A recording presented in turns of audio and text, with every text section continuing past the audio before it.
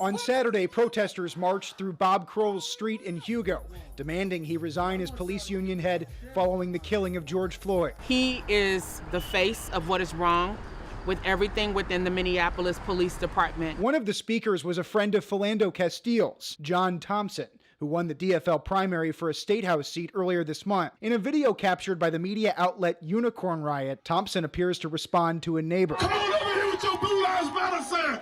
Blue Lives ain't and if people in Hugo don't support black people, Hugo, Minnesota. Thompson's speech continued for 7 minutes. This whole state burned down for $20. You think we gonna about burning Hugo down? Now y'all running y'all cow back in the garage. Later, video shows Thompson striking an effigy of Kroll and his wife, WCCO anchor Liz Collin. Thompson declined multiple interview requests, but posted to Facebook saying, quote, "My comments on Saturday were not helpful. Inflammatory rhetoric is not how I want to address the important issues we're facing, and I apologize." Kroll says the protesters should not have targeted his neighborhood. They have no role in this matter. My wife has no role in this matter. The rest of our family, no role. Vulgarity around children, people being forced inside their homes. It was just despicable behavior by those people here. Rosemary Nevels, a community leader at the protest, says Thompson's comments were a reflection of anger. It was inappropriate. There's ways of saying things. You know, it's not what you say, it's how you say it. This incident was reviewed and investigated by the Washington County Sheriff's Office and the county attorney, but they say they did not find any evidence of a felony. If there are any fears, I think we can quell them. On Wednesday, County Attorney Pete Orpett went door to door in the neighborhood and explained he didn't file charges because Thompson didn't make a direct threat. Thing that is an opinion that I think is incredibly inappropriate, but he has his opinion. Neighbors said those opinions made them less likely to support the protesters' message. If they had support here, they lost it really fast, just because of the way they handled themselves. It was really disgusting to watch. The Minnesota Society of Professional Journalists has also condemned the striking of the effigies, calling it a direct threat. Organizers say that wasn't planned. My perspective, it's disingenuous to focus on paper being smashed when we're talking about real lives being killed. Danny Spiewak, KARE 11 News. In response to Thompson, who he has endorsed, Governor Walz says we cannot accept the threatening behavior and rhetoric we've seen recently in our political discourse. But neither the governor nor the DFL have dropped their endorsements ahead of the November election. DFL candidate for the State House of Representatives is apologizing for the words he used during a Black Lives Matter protest on Saturday. It was outside of the Hugo home of Minneapolis Police Federation President Bob Kroll and his wife, Liz Collin, an employee of WCCO. Come on over here with your Blue Lives Matter sign. Blue Lives ain't and if people in Hugo don't support black people, Hugo, Minnesota. John Thompson wore a Bob Kroll Must Go t-shirt as he disparaged Hugo and shouted profanities at neighbors. Thompson is running to represent District 67A in St. Paul. Minnesota Republicans called the comments radical actions of Democrats and reprehensible. On Facebook, Thompson apologized, saying, quote, "I want to make a positive difference, and my comments on Saturday were not helpful. Inflammatory rhetoric is not how I want to address the important issues we're facing, and I apologize." State DFL leader Ken Martin also weighed in, saying, "I'm grateful for the work John is doing to combat systemic racism, and I'm glad he recognizes yesterday's rhetoric was inflammatory." During the Black Lives Matter protest, activists smashed piñata effigies of Kroll and Collin, calling for both of them to lose their jobs. We have told you previously that Liz Collin does not report on Minneapolis police and police union issues to avoid any potential conflict of interest. That continues to be the case. We're still getting driving while black tickets here in this state. Matter of fact, in St. Paul. Representative John Thompson's an outspoken critic of police. He's been on the radar since making inflammatory comments at a protest at Lieutenant Bob Kroll's neighborhood in Hugo last summer. Last week, Thompson said he was ticketed in downtown St. Paul for driving without a front plate, a stop he called racial profiling. Yo, I'm a Minnesota state representative. I'm a lawmaker here. I can wear what I want to wear. I shouldn't have to be profiled. Yo, this is ridiculous. Chief Todd Axtell took to Facebook to demand an apology and called on Thompson to release the body camera footage.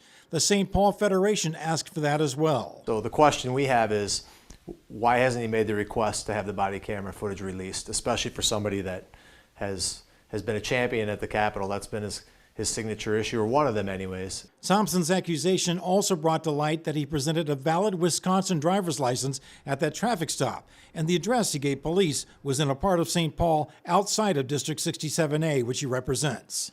When you have a state representative, an elected official in Minnesota from St. Paul, presenting a Wisconsin driver's license, a valid Wisconsin driver's license that I am told was renewed in November of 2020, which would have been the same month that he was elected. Like most people who decide to run for the legislature, John Thompson came over here to the Secretary of State's office and filled out the official paperwork. That was last May. He did check a box, though, making his address private, but the people at the Secretary of State's office tell us the address he gave in this affidavit was an address inside the district that he was later elected to represent. From the Capitol, John Croman, KARE 11 News. Representative Thompson's attorney said no one from the St. Paul Police Department has reached out to ask for permission to share the body cam video from the traffic stop.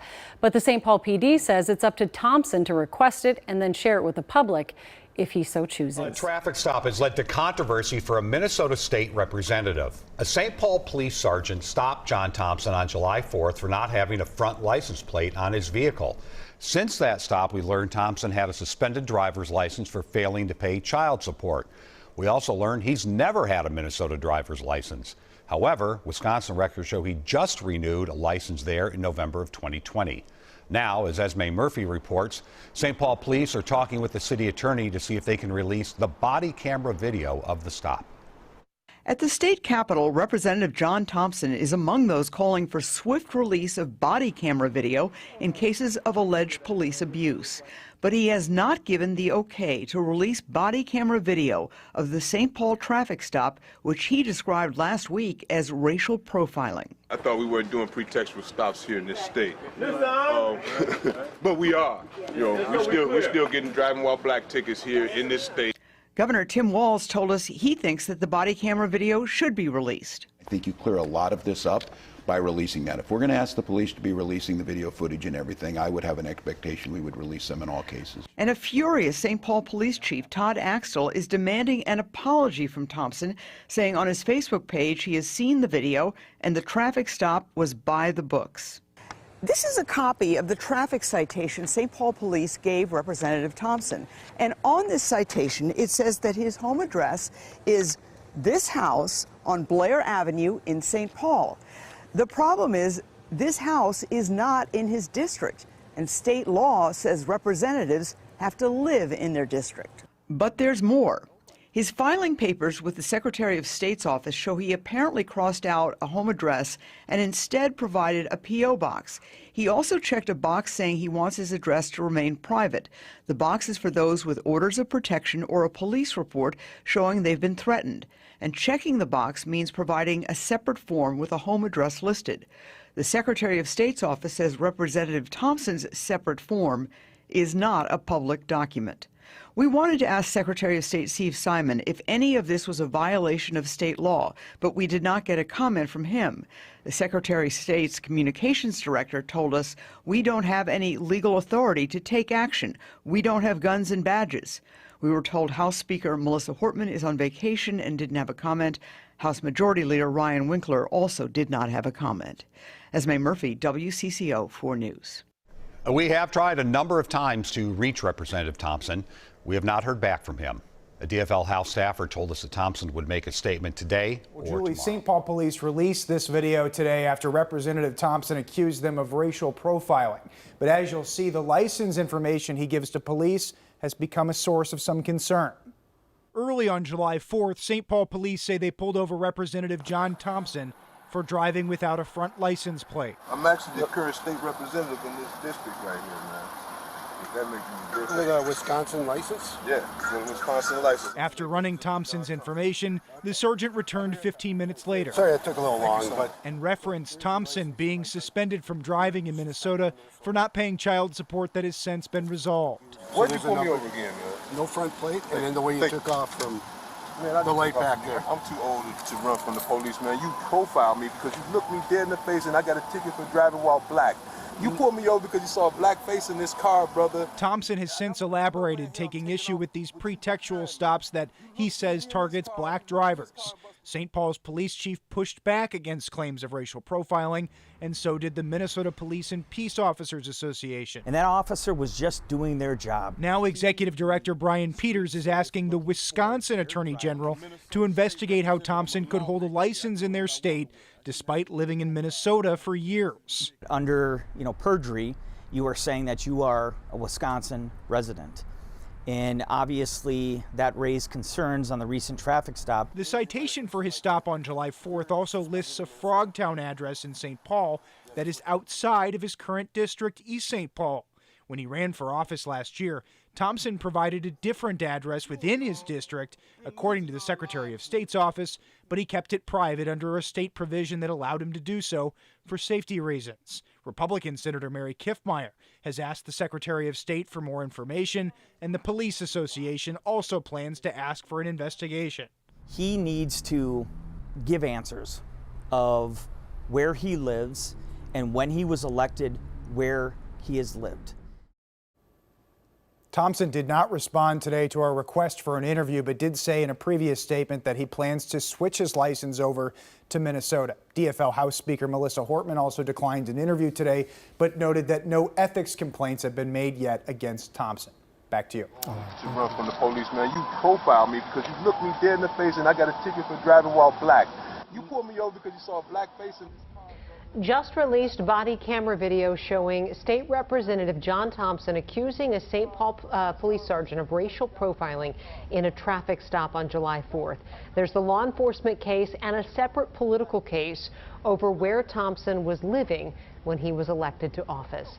Thank you for joining us tonight. I'm Kelsey Carlson. And I'm Amy Hockert. St. Paul police releasing that video today showing Thompson getting ticketed for driving after suspension and then, as you saw, making those racial profiling allegations.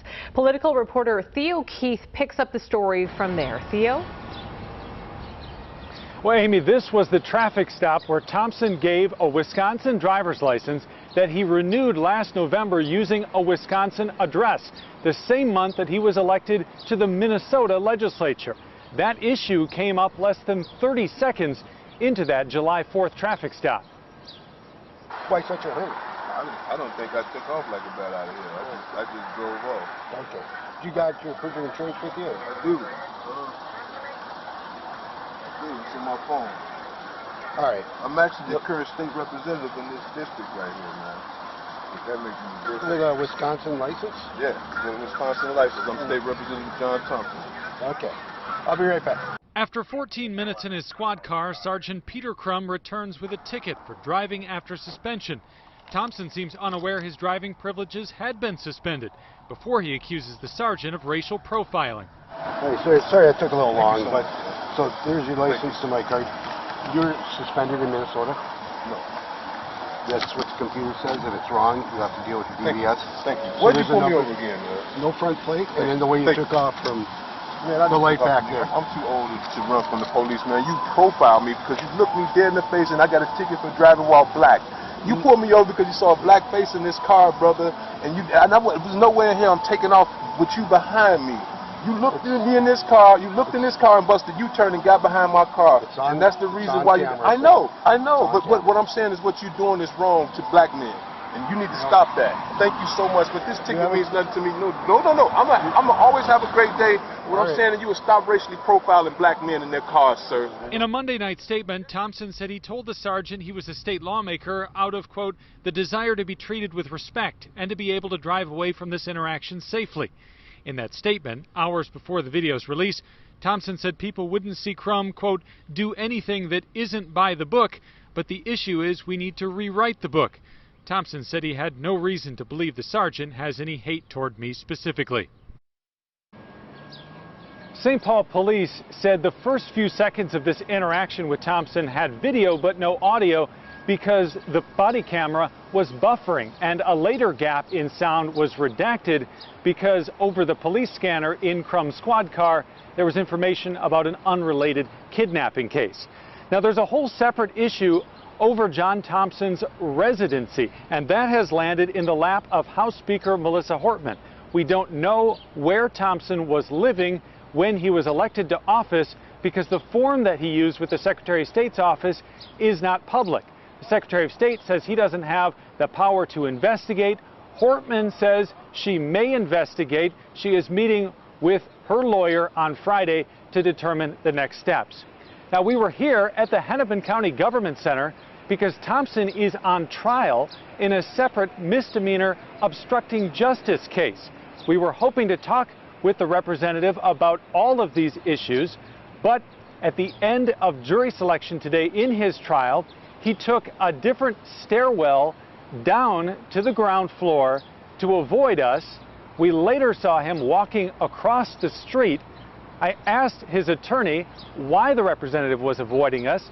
He said that Thompson's focus right now is on his criminal trial and not on answering our questions about this residency issue.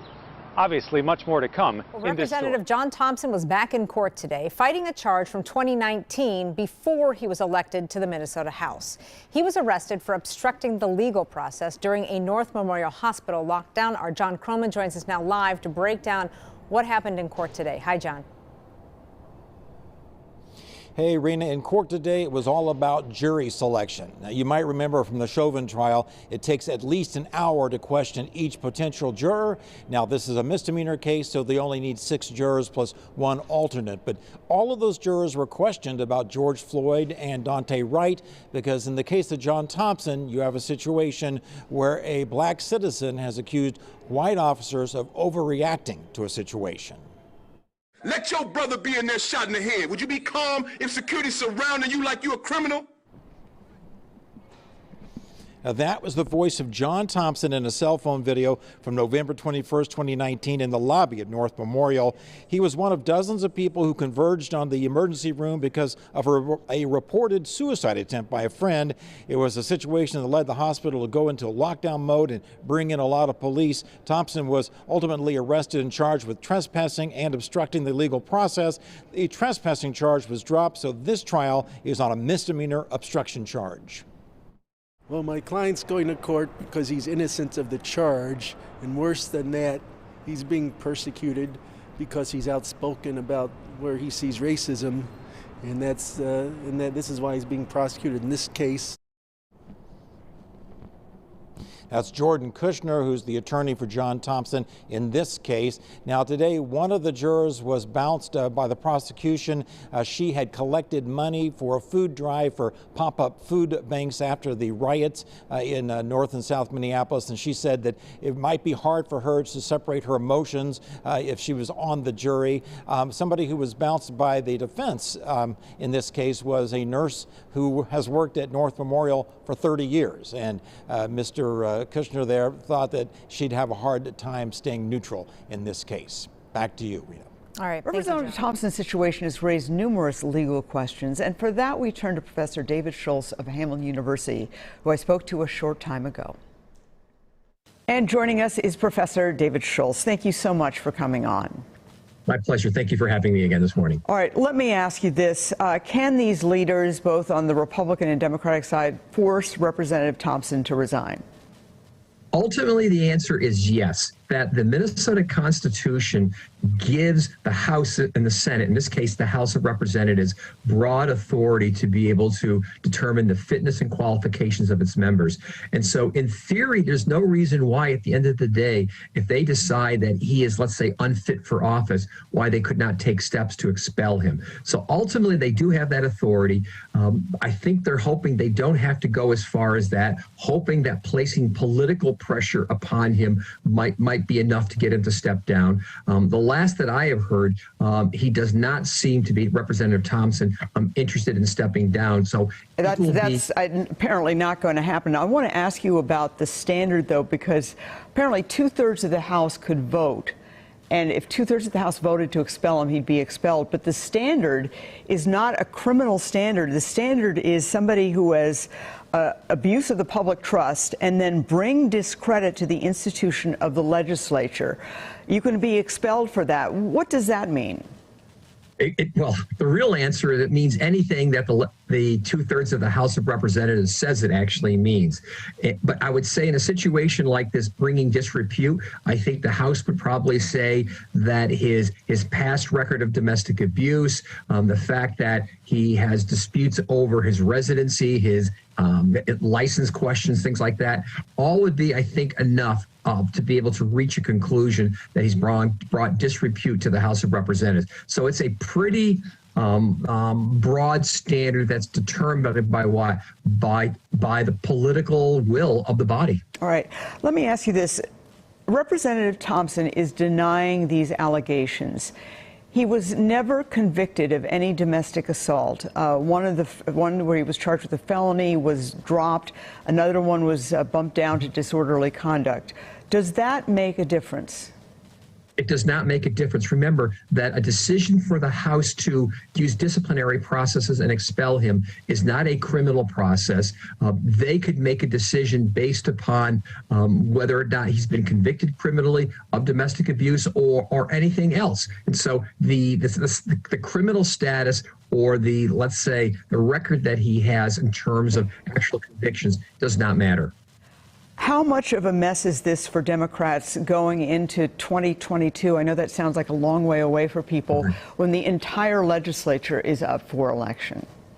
Well, this does become a problem for them. On one level, this should just be a matter between Representative Thompson and his voters. If they make a decision and say they want to keep him in office or they want to vote him out, on one level, it should be that. But on the other level, what we have now is a problem that it's not just the domestic abuse, it's potentially him not being qualified by residency to be in office, potentially abuse of power because he did seem to say to the officer when he was arrested, or not arrested, when he was stopped, that I'm a representative. So on the one hand, if they don't get rid of him, they don't take some type of action, it becomes a issue used by the Republicans against the Democrats. On the other hand, because he's a person of color, this potentially alienates Democrats from a core portion of their base, because there are allegations here of also racial profiling when he stopped. It's not a good position for the Democrats to be in no matter what. And I think they're trying to figure out a way of making this go away as quickly as possible. And adding on that, he does have a strong base of support. Granted, it's to the left and liberal wing of the DFL, but he has a lot of supporters. I want to ask you quickly about video cams, body cam video. During this process, there was a dispute about whether this body cam video of his traffic stop would be made public because it was deemed private. What exactly is the law here? Well, we'll start off by saying that under state law, we have what's called the Data Practices Act that makes most public data public unless it's defined as being private. And that's where the rub is here, is that even under statute, most of the police information here is deemed to be public. However, if it's part of a pending criminal investigation, if in some cases it's necessary to protect the identity of victims, there's a whole bunch of sort of exceptions to when this could be made public here. And this is sort of the question here now, is that the police would probably like to have made this public much more quickly than it did. Thompson initially, I think, was hesitant, eventually said it could be released. The simple answer is that, again, anything that the police have in terms of information is supposed to be public, but there are so many exceptions to the rule that make it private that you can essentially exclude the video cams if you can find one of the exceptions under the law. Right, and among those exceptions, if the incident is creating rumors or as a problem in terms of public unrest, that can lead a police department to release video, as in the case of Dante Wright. Professor Schultz, always a pleasure. Thank you so much for coming in. My pleasure. Thank you very much, Good morning, Gia. Representative Thompson will be in court today for domestic assault charges, and he is again calling out law enforcement for racial profiling. On Sunday, the representative sent a statement through his attorney saying Mr. Thompson and his wife, the only person whom Mr. Thompson would have been with at the times of the incidents, categorically deny that any of the inflammatory allegations ever occurred. This all follows a high-profile month for the freshman Democrat. On July 4th, Thompson was pulled over and he alleged racial profiling by a St. Paul police officer. It was later discovered he did not have a Minnesota license despite living in the state for several years. Over the weekend, KARE 11 obtained police records showing that on 4 occasions from 2003 to 2010, Thompson allegedly assaulted women, sometimes, according to the reports, in front of children. Governor Walz speaking up, stating the alleged acts of violence against multiple women outlined in these reports are serious and deeply disturbing.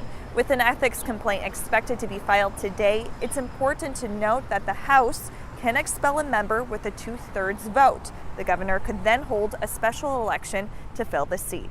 Gia. All right, Hannah Conway live for us. Thank you, Hannah. Minnesota repeating their calls for State Representative John Thompson to step down today in the wake of several allegations of domestic abuse, including one conviction. Thompson is back in court today. This is for an unrelated trial. Rob Olson is live at the Hennepin County Government Center downtown. So, Rob, what's Thompson saying today about these calls to resign? Well, very little, actually, as he came and went from court today, saying he would have a statement at a later time. The calls for his resignation began over the weekend and continue today as House leadership now meets with attorneys to figure out what their next steps will be. How are you guys doing today? As Representative John Thompson left court for lunch, the St. Paul DFLer wouldn't comment on the multiple calls for him to resign his House seat. Are you going to resign? In the wake of Friday's reporting by Fox 9's Tom Lydon uncovering 4 cases of domestic abuse allegations from 03 to 09, DFL House leaders and the governor all called for Thompson to step down, the governor repeating that on Monday. The question here is, though, is that I think this is about taking a principled moral stand about something that is not acceptable to serve in the legislature. Also Monday morning, House Republican Minority Leader Kurt Dowd sending this letter to Speaker Melissa Hortman, a right to ask what course of action your office and House DFL plan to take to hold Representative Thompson accountable, stating they would file complaints themselves with the House Ethics Committee if Hortman didn't act. I'm told that Speaker Hortman will be meeting with House lawyers to plan their next steps, that they already met Friday about questions of Thompson's residency since he has a Wisconsin license. And Thompson already has an ethics hearing this Friday for a previous complaint stemming from an argument on the House floor. No comment right now, brother. All right? I'll give you a comment later on, all right? Is that cool? Thank you. Thompson's lawyer on Sunday suggested the police reports were fabricated, part of a smear campaign, but they were all found through individual records requests from multiple departments. I am disappointed. This situation just doesn't have a good ending and is sad. Those of us who serve in public office, as I've always said, we do need to be held to a higher standard. Now, this all stems from a July 4th traffic stop in which Representative Thompson claims he was racially profiled, but that's where he showed his Wisconsin license. That led to the investigation of where his residency actually is. That led to these police reports coming to light. Again, we should learn more in the coming days about what House leadership plans to do, whether they plan to bring him to an ethics committee on this issue as well. Live in Minneapolis, Rob Olson, Fox 9.